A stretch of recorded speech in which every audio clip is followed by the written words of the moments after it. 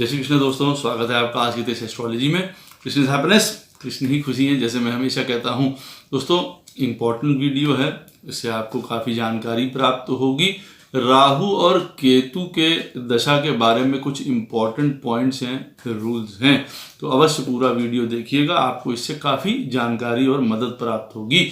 Video start करने से पहले चैनल को सब्सक्राइब अवश्य कर दीजिए, लाइक करिए, कमेंट करिए, सपोर्ट करते रहिए जैसे आप लोग कर रहे हैं, उसके लिए अति आभार है आप लोगों का। नोटिफिकेशन बेल अवश्य पुश कर दीजिएगा ताकि मेरे द्वारा पोस्ट किए गए वीडियोस आपको टाइम टू टाइम मिलते रहें। डबल रिक्वेस्ट है, नोटिफिकेशन बेल अवश्य पुश कर दीजिएगा। जिनको पर्सनल कंसल्टेशंस लेनी है अपने जीवन के बारे में, दशा के बारे में, प्रोफेशन के बारे में, मैरिज के बारे में, बहुत आसान है, सरल है। मेरे नंबर्स वीडियो में फ्लैश होते रहते हैं, वीडियो के डिस्क्रिप्शन बॉक्स में नीचे दिए रहते हैं।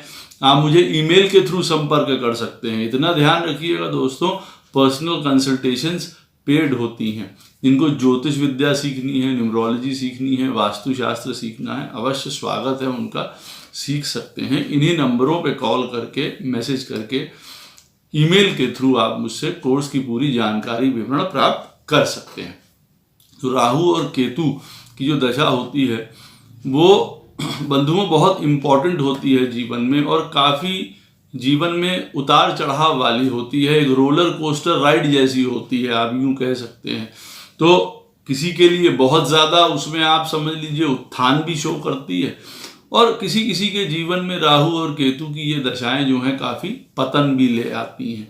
तो कुछ पॉइंट्स अगर हम लोगों को पता हो कि राहु और केतु हमारी दशा अगर चल रही है या आने वाली है हमारी दशा, तो किस प्रकार से बिहेव कर सकती है, तो उससे हम अपने आप को पहले तैयार कर लेते हैं। अब देखिए, राहु और केतु पत्रिका में जहाँ पे भी आपकी बैठे होंगे और उनकी दशा स्टार्ट होती है, उदाहरण के तौर पे 6th हाउस में बैठे हुए हैं राहु या केतु, या 12वें स्थान में बैठे हैं राहु केतु, ऐसे बैठे हैं, जो भी घर में आपकी पत्रिका में बैठे हुए हैं भाव में, ये पहला रूल है कि देखिए उस घर से संबंधित वो आपको फल अवश्य प्रदान करेंगे, ये ध्यान रखिएगा। अब अगर 6ठे स्थान में बैठे हुए हैं, और अगर हम लोग नॉर्मली बात करते हैं बीमारी की, 6ठा स्थान से हम लोग बीमारी देखते हैं, हमें पहले पता होना चाहिए कि हाँ अब भाई राहु या केतु की दशा आ रही है, तो ये 6th हाउस में हमारे राहु या केतु बैठे हुए हैं, तो इस समय में जो है बीमारी से संबंधित हमारे जीवन में कुछ अवश्य ही घटित हो सकता है, ध्यान रखने की बात है। अब 6ठा स्थान हमारे जीवन में सर्विस का भी है, नौकरी का भी है, सेवा का भी है। 6ठे स्थान में राहु देव या केतु महाराज बैठे हैं, तो क्या इस समय हमारी सर्विस लग सकती है, या हम सर्विस में अच्छा कर सकते हैं, हम प्रमोशंस पा सकते हैं, आगे बढ़ सकते हैं?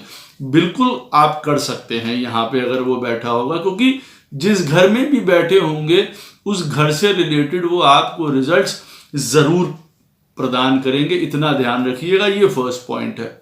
सेकंड पॉइंट है, देखिए ये जो फल वो प्रदान करेंगे वो अच्छे होंगे या बुरे होंगे, जिसको कहा जाए, वो किस तरीके के होंगे। मान लीजिए बीमारी आई भी, तो किस लेवल की वो बीमारी हो सकती है, ये भी हमको जांचना परखना पड़ता है। तो देखिए, अब मान लीजिए किसी की भी पत्रिका में राहु या केतु महाराज 6ठे स्थान में बैठे हैं और उनकी दशा अंतरदशा चल रही है या आ रही है उनके जीवन में, तो अब जिनके घर में 6th हाउस में बैठे हुए हैं वहां कोई राशि होगी, मेष से लेके मीन तक की, किसी के घर में वो वहाँ पे टेनेंटेड हैं, किराएदार रहते हैं, उनका अपना कोई घर तो देखिए है नहीं।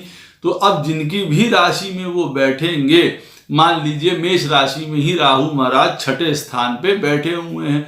अब अगर मान लीजिए पत्रिका में मंगल महाराज जो है, जो डिस्पोजिटर हैं राहु के, जिनके घर में राहु बैठे हैं 6ठे स्थान में, अगर अब आपकी पत्रिका में मंगल महाराज बहुत बलवान हैं, बड़े दल बल के साथ बैठे हुए हैं, कहिए अपने घर में बैठे हुए हैं, कहिए उच्च के होके बैठे हुए हैं, 10वें स्थान में बैठे हुए हैं, उपछाया स्थान में जो मंगल के लिए उपयुक्त स्थान होते हैं 3, 6, 10, 11 ऐसे स्थिति में है, तब आप ये याद रखिए कि जो ये राहु की दशा है उसको 1 पॉइंट 1 एज अच्छा मिल गया, और आपको करने के लिए, मतलब आपको देने के लिए, प्रॉफिट्स देने के लिए, भला करने के लिए, यहाँ पे देखिए राहु जिसके घर में बैठे होंगे उनका स्वामी आपकी पत्रिका में अगर सुसज्जित होगा तब तो आप मान के चलिए राहु आपको उसके अनुसार भी फल प्रदान करेगा।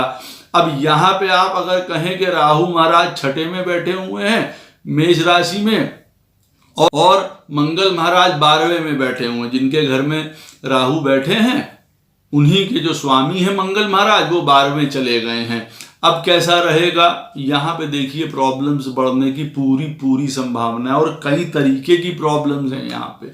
हेल्थ प्रॉब्लम्स को लेके, मैरिज प्रॉब्लम्स को लेके काफ़ी चीज़ों की प्रॉब्लम्स यहाँ वो शो कर सकते हैं। फिर ऐसी स्थिति में अब देखिए डिफरेंस हो गया, एक राहु छठे स्थान पे बैठा हुआ है, एक वो वाला पॉइंट, और मंगल मालूम पड़ा पहले घर में बैठे हुए हैं, 10वें घर में बैठे हुए हैं। ऐसी स्थिति में राज्य पाना, नौकरी पाना, हर प्रकार का धन पाना, वैभव पाना वो ये शो कर रहे हैं। और दूसरी तरफ अगर राहु मान लीजिए छठे स्थान पे या केतु छठे स्थान पे बैठे हुए हैं और मंगल महाराज बैठ गए वहां पे उनके जिनके घर में वो बैठे हुए हैं, उदाहरण जो मैंने आपको दिया है मंगल की राशि मेष का, वो चले गए 12वें स्थान पे, अष्टम स्थान पे चले गए, तो आप ये सोच के रखिए कि वो कठिन होने वाला है। ये दूसरा पॉइंट अवश्य याद रखिए।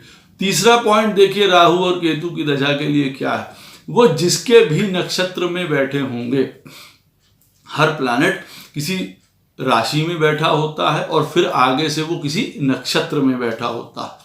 अब राहु और केतु महाराज जिस भी नक्षत्र में बैठे होंगे वो नक्षत्र का स्वामी भी आपकी पत्रिका में सुसज्जित होना चाहिए। देखिए आप कहेंगे कि एक पॉइंट ये हो गया कि जिस घर में वो बैठे हुए हैं वो वहां का फल जरूर देंगे। दूसरा हो गया कि वो जिसकी घर में बैठे हुए हैं उस राशि का स्वामी अच्छी जगह सुसज्जित होना चाहिए, वो भी इंपॉर्टेंट पॉइंट है। देखिए राहु और केतु की दशा लोगों को बना देती है, बिगाड़ देती है, कई लोगों को जिंदा कर देती है, कई लोगों को पतन की तरफ ले जाती है।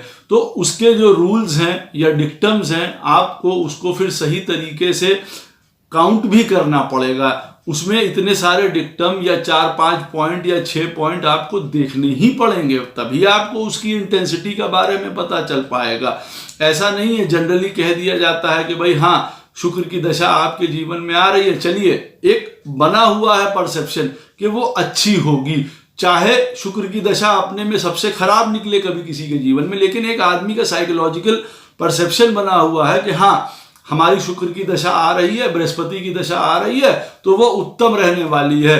और कई लग्नों के लिए शुक्र और बृहस्पति की दशा अति मारक होती है, सत्यानाशी राहु और केतु से ज्यादा करते हैं। और ये दोनों जो ब्राह्मण ग्रह हैं शुक्र और बृहस्पति, ये तो बहुत उत्पात मचा सकते हैं, ये मैं आपको बता दूं। खैर इनकी बात फिर कभी करेंगे। राहु केतु की बात कर रहे थे कि अब राहु केतु में ये पॉइंट्स देखिए देखना पड़ता है, तभी तो आप जज कर पाएंगे कि हाँ आपकी आने वाली दशा एक्चुअली में कैसे रहने वाली है। अब राहु और केतु जिस घर में बैठे हुए हैं उस घर का फल देंगे, जिस राशि में बैठे हैं उसका स्वामी अगर उत्तम स्थिति में बैठा है तो +1 पॉइंट और हो गया। नक्षत्र का स्वामी जिस भी नक्षत्र में वो बैठे हुए हैं राहु और केतु, अब अगर आपकी पत्रिका के लिए देखिए वो नक्षत्र का स्वामी जो है बेनिफिशियल है, शुभ है मान लीजिए, तब आपको सुंदर लाभ प्रदान कर सकते हैं। वो पहला पॉइंट है इसमें कि अगर वो नक्षत्र में जिसके नक्षत्र में भी बैठे हुए हैं राहु और केतु वो आपकी पत्रिका का शुभ प्लैनेट है, नक्षत्र का स्वामी, तो भी आप ये समझ लीजिए कि लॉटरी है। क्यों? क्योंकि अब आपको एक और एज मिल गई कि हाँ यहाँ पे आपको फायदा मिल गया।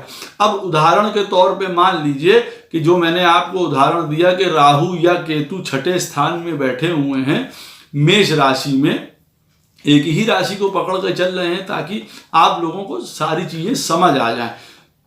मेष राशि में बैठे हुए हैं, अब इसका मतलब ये हो गया कि लगन हो गया वृश्चिक जातक का, तभी 6th हाउस में मेष राशि पड़ी है। अब यहाँ पे राहु और केतु देखिए, पहला यहाँ पे मेष राशि में 3 नक्षत्र आते हैं, अश्वनी, भरणी और कृतिका। अब आप ये मान लीजिए ये राहु और केतु अब अगर कृतिका नक्षत्र में बैठे हुए हैं तो देखिए पौबारा हो गई। वजह क्योंकि ये सूर्य का नक्षत्र है और वृश्चिक लगन वालों के लिए सूर्य महाराज जो हैं वो राजयोगकारी प्लैनेट है, 10th हाउस के प्लैनेट है। इसका मतलब है राहु और केतु आपके जीवन में जब उनकी दशा स्टार्ट होगी या अंतरदशा उनकी आएगी, पूरे सक्षम है हर प्रकार का आपको धन बल वैभव सुख प्रदान करने के लिए। वैसे भी यहाँ मेष राशि में सूर्य उच्च के होते हैं, तो उन्हीं की राशि में बैठ के कृतिका नक्षत्र में सूर्य के ही नक्षत्र में बैठ के काफी देखिए आपको लाभ प्रदान कर सकते हैं। यहीं पे अब आप मान लीजिए कि यहाँ पे राहु और केतु बैठे हुए हैं और वो बैठे हुए हैं भरणी नक्षत्र में, शुक्र का नक्षत्र है ये, वृश्चिक लगन में 6ठे स्थान में मेष राशि पड़ती है।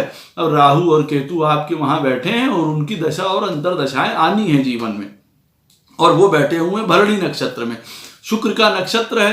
अब 7वें स्थान का स्वामी है शुक्र वृश्चिक लगन वालों के लिए, और 12वें स्थान का स्वामी है शुक्र। अब आप समझ सकते हैं कि भैया यहाँ पे प्रॉब्लम हमको हो सकती है। क्यों? क्योंकि वृश्चिक लगन के लिए शुक्र महाराज मारक की पदवी प्राप्त करते हैं। इसीलिए यहाँ पे बैठे हुए राहु और केतु अगर भरणी नक्षत्र में होंगे काफी क्षति पहुंचा सकते हैं कई कारणों से। अब भरणी नक्षत्र है, शुक्र महाराज का नक्षत्र है, अपनी आदतों की वजह से, खान पीन की वजह से, भोग की वजह से, इनडिसिप्लिन की वजह से, वैवाहिक जीवन की वजह से कई प्रकार से तहस नहस कर सकते हैं चीजों को लेके। अब आप ये समझ सकते हैं कि अगर नक्षत्र का स्वामी बेनिफिशियल लॉर्ड है आपकी पत्रिका का, तब बहुत अच्छा रहने वाला है। साथ में ही इसके एक और पॉइंट अटैच है कि अगर वो नक्षत्र का स्वामी, जैसा मैंने आपको बताया है कि नक्षत्र का स्वामी बेनिफिशियल हो, दूसरी बात उसी नक्षत्र के स्वामी की तरह मूड रहने वाला है राहु और केतु का। अब यहाँ पे अगर कृतिका नक्षत्र में मान लीजिए राहु और केतु बैठे हैं, उदाहरण के तौर पे जो हम लोगों ने लिया है वृश्चिक लगन का, और मेष राशि में राहु और केतु बैठे हुए हैं और उनकी दशाएं अंतरदशाएं चल रही हैं। अब कृतिका नक्षत्र है, कृतिका नक्षत्र अपने में देखिए एक बहुत ज्यादा डोमिनेंट नक्षत्र है, जीवन में आगे बढ़ने वाला सूर्य का नक्षत्र है, काफी धन वैभव सुख राज्य साम्राज्य दिलाने पाने वाला है, और साथ में लड़ाई झगड़ा करने वाला भी देखिए है। क्रिटिकल है वो नक्षत्र, हर मामले में बहुत ज्यादा क्रिटिकलनेस आ जाती है कृतिका में। तो यहाँ पे लड़ाई झगड़े होने की चांसेस गवर्नमेंट से, सरकार से, लोगों से, अधिकारियों से, कई चीजों से बढ़ सकती है यहाँ पे। लेकिन उसके अलावा आप यूं कहेंगे कि काफी चीजों के लिए टाइम अच्छा रहेगा। लेकिन मैं आपको मूड क्या बता रहा था, मूड जो है वो बड़ा हाई रहेगा, क्योंकि सूर्य का नक्षत्र है ना, तो एक मान पावर प्रतिष्ठा पोजीशन अपनी ईगो ये बड़ी चढ़ी रहेगी। अच्छी बात है कई चीजों के लिए, लेकिन कई चीजों के लिए खराब होगी, और जिन चीजों के लिए खराब होगी आपको उसमें बैलेंस या एडजस्टमेंट जरूर करने पड़ेंगे। अब यहीं पे अगर वो शुक्र के नक्षत्र भरणी में बैठा हुआ है मेष राशि में किसी की पत्रिका में, अब अगर यहाँ पे वो मेष राशि में भरणी नक्षत्र में बैठे हुए हैं, तो किस प्रकार का मूड या सारा समय किस प्रकार का रहने वाला है।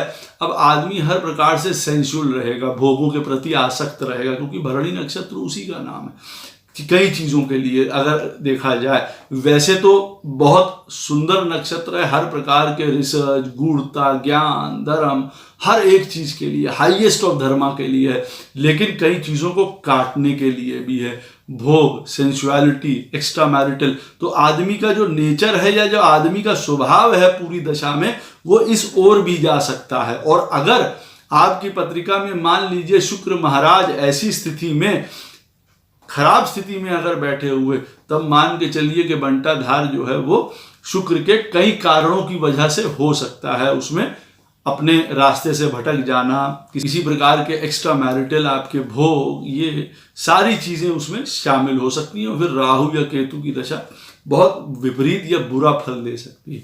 तो देखिए यहाँ पे मैंने आपको दूसरा पॉइंट भी बता दिया। अब अगर किसी की भी पत्रिका में कोई भी दशा चल रही है, मान लीजिए शुक्र की दशा चल रही है, बृहस्पति की दशा चल रही है, और उसके अंतर में राहु और केतु की दशा आती है, जैसे बृहस्पति में राहु की दशा आई या शुक्र में केतु की दशा आई, तब देखिए यहाँ पे प्रॉब्लम्स अवश्य हो सकती हैं, कठिनाइयां अवश्य आ सकती हैं।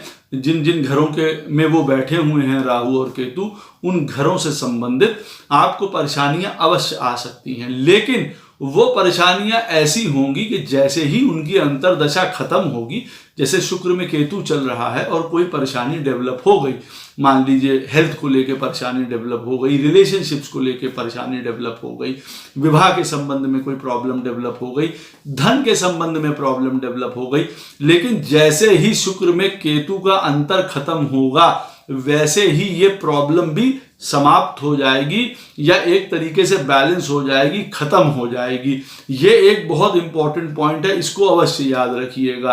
अब यहीं पे आप मान लीजिए कि राहु और केतु की महादशा आपकी चल रही है, उसमें अगर बृहस्पति की, शुक्र की, बुध की, शुभ ग्रहों की दशाएं आती हैं, तब आप मान के चलिए कि जो प्रॉब्लम्स आपके जीवन में उस समय अगर आती हैं तो वो बढ़ जाएंगी।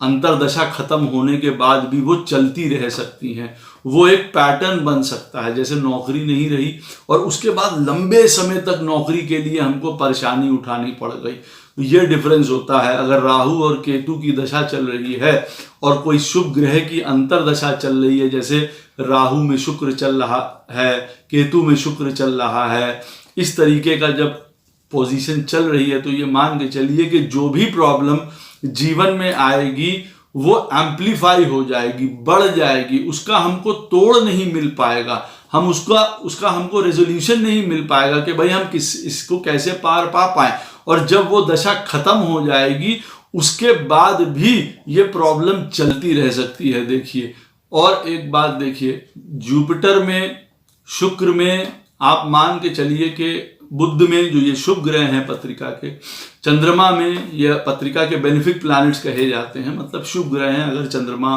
और बुध चंद्रमा अपने बल में है और बुध जो है वो सुंदर स्थिति में बैठा हुआ है, तो इनको शुभ प्लैनेट ही माना जाता है।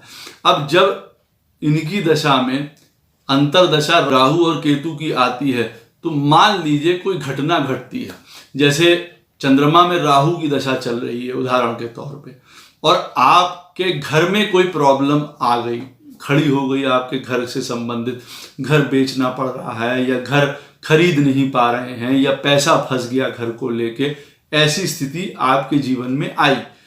अब राहु और चंद्रमा में जब चंद्रमा की अंतर्दशा आएगी तो सेम प्रॉब्लम रिपीट होगी आपके जीवन में, ये याद रखिएगा। ये बहुत इंपॉर्टेंट रूल है, इससे आप कई चीज़ों के बारे में सतर्क हो सकते हैं। मालूम पड़ा बृहस्पति में और राहु की दशा में आपको एजुकेशन से या किसी चीज़ से संबंधित, पैसे से संबंधित, हेल्थ से संबंधित आपको बहुत बड़ी प्रॉब्लम आई है, बृहस्पति और राहु की जब अंतर्दशा चल रही थी। अब जब आपके जीवन में राहु में बृहस्पति की दशा आएगी तब भी देखिए यही वाली प्रॉब्लम होगी, या यूं कहा जाए कि जब राहु में बृहस्पति की अंतर्दशा थी तो जो प्रॉब्लम आपको आई थी, फेस हुई थी, वही जुपिटर में राहु में भी जब उसकी अंतर्दशा आएगी तो वो रिपीट हो सकती है। इस बात को ध्यान रखिएगा। राहु और केतु अपनी पोजीशन में, पत्रिका में जहां पे भी बैठे हुए हैं, आपके 4th हाउस में बैठे हुए हैं, 10th हाउस में बैठे हुए हैं, अब आपकी पत्रिका में जब भी वो इन पोजीशंस में वापस आएंगे, घूम के फिर से ट्रांजिट करते हुए वापस इन पोजीशन में आएंगे, उदाहरण के तौर पे राहु आपके मेष राशि में बैठे हैं और केतु आपके तुला राशि में बैठे हुए हैं। अब मान लीजिए राहु घूम के फिर से मेष राशि में आए हैं और केतु तुला राशि में आए हैं, ये टाइम सबसे ज़्यादा सतर्क रहने वाला होता है दोनों चीज़ों के लिए। या तो ये बहुत शुभ करने जीवन में आ रहे होते हैं या बहुत बड़ा जीवन में बदलाव करने वाले होते हैं, जो कि हमको जीवन में फिर कभी खड़े नहीं होने दे सकता है। ये वाला ट्रांजिट बहुत इंपॉर्टेंट होता है, इसको अवश्य ध्यान रखिएगा। राहु और केतु जिन पोजीशंस पे बैठे हुए हैं, उन पोजीशंस का अब दूसरा सर्किल जब स्टार्ट होता है तो नए प्रकार की बिगिनिंग्स को शो करता है, नए प्रकार के डिटैचमेंट्स को, एजेंडेस को शो करता है। कई चीज़ें जीवन से पृथक हो जाती हैं और कई नए रास्ते भी हमारे जीवन में खुलते हैं या कई नए पतन की ओर हमको ले जाता है। ये बात अवश्य याद रखनी चाहिए। और अगर साथ में उस समय आपकी दशा या अंतर्दशा राहु केतु की चल रही है तब सबसे इंपॉर्टेंट हो जाता है ये वाले ट्रांजिट को काउंटर करना या देखना कि वो हमको किस प्रकार के फल देने वाला है। राहु और केतु आपकी पत्रिका में मान लीजिए चौथे स्थान पे बैठे हैं, मान लीजिए चौथे स्थान पे आपकी पत्रिका में राहु महाराज बैठे हैं और तीसरे स्थान में आपकी पत्रिका में बैठे हुए हैं शनि महाराज नैटल चार्ट में, लगन में। अब ट्रांजिट के समय में मान लीजिए फिर ऐसी पोजीशन आपके जीवन में आती है कि राहु 4th हाउस में आपके चल रहे हैं और शनि महाराज जो हैं वो आपके तीसरे स्थान में चल रहे हैं। जब इस तरीके की पोजीशन आती है, कोई भी ऐसा एग्जाम्पल आप ले सकते हैं, कहने का अर्थ यह है राहु और केतु जहां आपकी पत्रिका में बैठे हुए हैं उनके आगे और पीछे, पहले वाले घर में और उनके बाद वाले घर में जो भी प्लैनेट्स बैठे हुए हैं, अगर ट्रांजिट के दौरान, गोचर के दौरान वो उसी स्थान पे फिर आ जाते हैं, वही पोजीशन में राहु महाराज भी होते हैं या केतु महाराज भी होते हैं, तब भी ये बात मान के रखिए कि बहुत मेमोरेबल एक्सपीरियंस होता है। कुछ घटनाएं जिसके बारे में आप सोच रहे होते हैं या आशंकित होते हैं वो अवश्य घटती हैं, ये याद रखिएगा। लाभ भी उससे प्राप्त होता है और कई बार उससे नुकसान भी प्राप्त होता है। मान लीजिए बृहस्पति महाराज बैठे हुए हैं आपके 1st हाउस में और राहु महाराज बैठे हुए हैं आपके 12th हाउस में। अब जब इन्हीं पोजीशंस में ट्रांजिट के दौरान, गोचर के दौरान राहु और बृहस्पति महाराज ऐसी पोजीशंस में आ जाएंगे तो देखिए हो सकता है कि कई प्रकार के आपको लाभ प्रदान कर दें। कई प्रकार से आपको मान लीजिए मकान आपको खरीदना है, बिल्कुल खरीद सकते हैं, आपको इस समय वो पुश कर सकते हैं ऐसी पोजीशन में आके। लेकिन हो सकता है अंततः उस मकान में किसी प्रकार की कोई गलती हो जाए, आपका पैसा फंस जाए या आपको मकान बेचना पड़े। हो सकता है ऐसे समय में आप कोई बिजनेस स्टार्ट करें, वो बहुत अच्छी तरीके से चले, लेकिन अंततः वो आपका डाउनफॉल पे ले आए।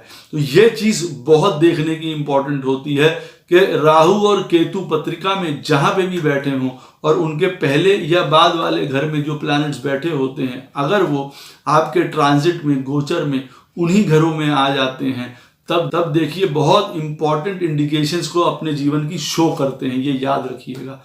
अब एक पॉइंट मैं आपको और बता दूं, आपकी पत्रिका में राहु और केतु जहां पे भी बैठे हैं उसकी बात हो गई, जिनके भाव में या जिनके घर में बैठे हुए हैं वो प्लैनेट कहाँ बैठा हुआ है उसकी बात हो गई, जिस नक्षत्र में बैठे हुए हैं उसके मूड के हिसाब से काम करेंगे उसकी बात हो गई, और भी मैंने आपको पॉइंट्स बताए।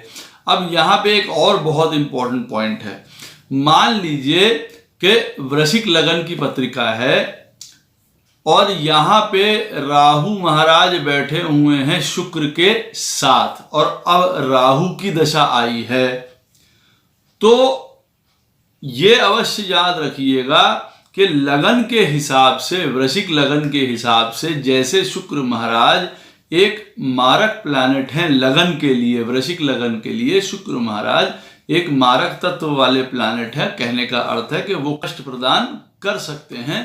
अब राहु जब शुक्र के साथ बैठा होगा पत्रिका में कंजंक्शन, युति, क्योंकि ऐसा तो है नहीं कि सबकी पत्रिका में राहु और केतु अलग अलग बैठे होंगे, सिर्फ अकेले बैठे होंगे और उनकी दशाएं अंतर दशाएं आएंगी, नहीं, वो प्लैनेट्स के साथ में भी बैठे होंगे।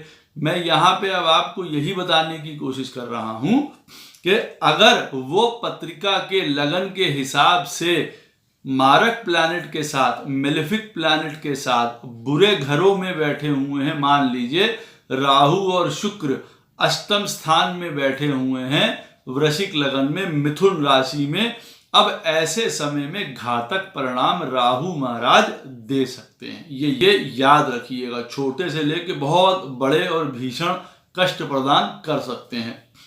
अब यहीं पे अगर राहु महाराज मान लीजिए लगन के बेनिफिक प्लैनेट के साथ बैठे हुए हैं, मान लीजिए राहु सूर्य के साथ बैठे हुए हैं, राहु चंद्रमा के साथ बैठे हैं, राहु मंगल के साथ बैठे हैं, राहु बृहस्पति के साथ बैठे हुए हैं, ये वृश्चिक लगन की बात कर रहा हूं मैं, तब भी आप देखिए, और वो शुभ स्थानों में बैठे हुए, मान लीजिए राहु और सूर्य वृश्चिक लगन में 10वें स्थान में बैठे हैं, तो ऊपर तौर पे देखने से ये लग सकता है कि भाई ये ग्रहण योग यहाँ पे निर्मित कर रहे हैं और उससे उपजे हुए कई प्रॉब्लम्स अवश्य जीवन में हो सकती हैं। लेकिन यहाँ पे बात हो रही है राहु की दशा की, कि राहु की दशा कैसे जाने वाली है या केतु की दशा कैसे जाने वाली है। अब अगर वो किसी बेनिफिक प्लैनेट के साथ, जो चार्ट का फंक्शनल बेनिफिक प्लैनेट होगा उसके साथ शुभ प्लैनेट होगा लगन के हिसाब से, जैसे यहाँ पे सूर्यदेव 10वें स्थान के स्वामी है वृश्चिक लगन के लिए, अब उनकी के साथ बैठा हुआ क्या फल प्रदान करेगा? सूर्य से ज्यादा अच्छे फल प्रदान कर सकता है यहाँ पे राहु। जब राहु की दशा आएगी, पद में, प्रतिष्ठा में, पोजीशन में, पॉलिटिक्स में कई प्रकार के लाभ यहाँ प्रदान कर सकता है। ये पॉइंट देखना बहुत जरूरी है कि राहु की युति किसके साथ हो रही है, उसके हिसाब से अपनी दशा में वो फल परिवर्तित कर देगा। क्योंकि साथ जिनको मिल गया, और अगर साथ किसी दबंग का या बलशाली ग्रह का है पत्रिका के, तो अपने हिसाब से उसको मोड़ लिया चलाने की वो कोशिश जरूर करेगा। देखिए, और इसी में गुड पॉइंट्स ऐड होते चले जाते हैं। भाई मान लिया जाए अब राहु जो है, मान लीजिए उत्तर फाल्गुनी में बैठे हुए हैं, सूर्य के ही नक्षत्र में, सूर्य वहीं बैठे हुए हैं 10th हाउस में, साथ में राहु महाराज के उत्तम फल प्रदान करेंगे। और इसी तरीके से अगर फंक्शनल मेलेफिक प्लैनेट के साथ पत्रिका के बैठे हुए तो घोर कष्ट प्रदान कर सकते हैं, कई प्रकार की विपरीतता आपको झेलनी पड़ सकती है, उठानी पड़ सकती है। इस पॉइंट को अवश्य याद रखिएगा कि राहु महाराज की युति हमारे पत्रिका के कौन से प्लैनेट के साथ है, हमारी पत्रिका के लिए वो शुभ है कि नहीं है, ऐसी स्थिति में आप देख लीजिएगा। अब यहाँ पे राहु और बृहस्पति की अगर युति होती है वृश्चिक लगन में, वो दूसरे तरीके से काम करेगी। और मान लीजिए तुला लगन की पत्रिका है, बृहस्पति वहां पे स्वयं रोगेश हैं, 6ठे स्थान के स्वामी हैं, यहाँ पे राहु और बृहस्पति की युति दूसरे तरीके से काम करेगी, कष्टदायक हो जाएंगे यहाँ पे राहु, और क्योंकि उनको षष्ठेश का भी साथ मिल जाएगा। और दूसरी राशि बृहस्पति महाराज की तुला लगन में जो है वो धनु राशि, वो तीसरे स्थान पे बढ़ती है। तो ऐसे चीजों को आप और ऐड कर सकते हैं कि हाँ अच्छा, अब ये प्लैनेट इसके साथ बैठा हुआ है, हमारी पत्रिका का तो भाई ये बेनिफिक प्लैनेट है, शुभ प्लैनेट है, तो शुभ फल प्रदान करेंगे। हाँ, उस प्लैनेट के अंदर कोई कष्ट प्रदान कर सकते हैं, जैसे राहु सूर्य के साथ बैठा हुआ और आपकी पत्रिका में मान लीजिए कि सूर्य जो है वो शुभ है, जैसे वृश्चिक लगन में आपको उदाहरण दिया है, कई चीजों में आपको बढ़ोतरी प्रदान करेंगे, नाम, पद, प्रतिष्ठा, पढ़ाई, एजुकेशन, प्रोफेशन, सब में हो सकता है पिताजी के जीवन में कुछ प्रॉब्लम शो करें, क्योंकि राहु और सूर्य का ग्रहण योग बनेगा तो वो अपने दोष लेके आएगा ही आएगा। परंतु यहाँ दशा की बात हो रही है। लास्ट में अब एक और पॉइंट बता दूं जो बहुत ज्यादा इंपॉर्टेंट है। अगर आपकी उम्र 13 साल के ऊपर है और आपकी राहु या केतु महाराज की दशा आ गई, मान लीजिए, ऐसी स्थिति में 50 साल की उम्र तक, 13 साल से लेके 50 साल की उम्र तक अगर आपकी राहु और केतु की दशा इन एजिस के बीच में आ रही है, और ऐसे समय में जो पॉइंट्स मैंने पहले बताए हैं उनको आप अवश्य गौर करिएगा, उनकी अवश्य आप पूरी तरीके से उसकी जानकारी रख के तभी उसको इंटरप्रेट करिएगा कि राहु और केतु की दशा कैसे जाएगी। लेकिन इसके साथ लास्ट में एक और पॉइंट है कि अगर आपकी एज 13 साल से ऊपर है और 50 साल तक की मैं बात कर रहा हूँ, इतनी एजिस के बीच में अगर राहु और केतु की दशा आती है आपके, और अगर आपकी पत्रिका में शुक्र और बृहस्पति देव कोई भी लगन हो आपका, इससे मतलब नहीं है, आपकी पत्रिका में शुक्र और बृहस्पति अगर शुभ स्थिति में बैठे हुए हैं, बली हैं, उच्च के हैं, अपनी राशियों में बैठे हुए हैं, बहुत सारी शुभता लेके बैठे हुए हैं, षडबल बहुत ऊंचा है, मतलब सुंदर तरीके से बैठे हैं, तो भी एक बात अवश्य याद रखिएगा, राहु और केतु की दशा बहुत ज्यादा प्रॉब्लम नहीं कर पाएगी आपके जीवन में। और यहीं पे अगर 13 साल के बाद मान लीजिए 14th ईयर से आपकी राहु की दशा लग गई और शुक्र महाराज मालूम पड़ा नीच के होके 8th हाउस में पड़े हुए हैं, 6th हाउस में पड़े हुए हैं, और शनि साथ में बैठा हुआ है, और भी प्रॉब्लम्स हैं वहां पे, तब आप मान के चलिए कि ये राहु की दशा और घातक हो सकती है, बहुत प्रॉब्लमैटिक हो सकती है। तो दोनों गुरुओं का, शुक्र और बृहस्पति का, अगर आपकी पत्रिका में शुभता है, वो लोग बली हैं और इन एजिस के बीच में, इस उम्र के बीच में राहु और केतु की दशा आती है, तब आप यकीन मानिए इतनी बड़ी जो भी प्रॉब्लम्स आएंगी वो सारी सॉल्व हो जाएंगी। किसी भी प्रकार की परेशानी आपको, जिसको कहा जाए बहुत घातक या उठापटक, जीवन में नहीं झेलनी पड़ेगी। अन्यथा अगर बृहस्पति और शुक्र भी खराब हुए तो काफ़ी ट्रबल आ सकती है। आशा करता हूँ ये वीडियो आपको अवश्य पसंद आएगा। जो जानकारी मैंने आपको दी आप उसको अच्छे से समझेंगे। जो चीज़ ना समझ में आए कमेंट सेक्शन में मुझसे पूछ सकते हैं, कोशिश करूंगा उसका उत्तर आपको अवश्य प्रदान करूं। और अपनी राय भी इस वीडियो के बारे में दीजिएगा कि ये वीडियो आपको कैसा लगा। राधे राधे, जय श्री कृष्ण।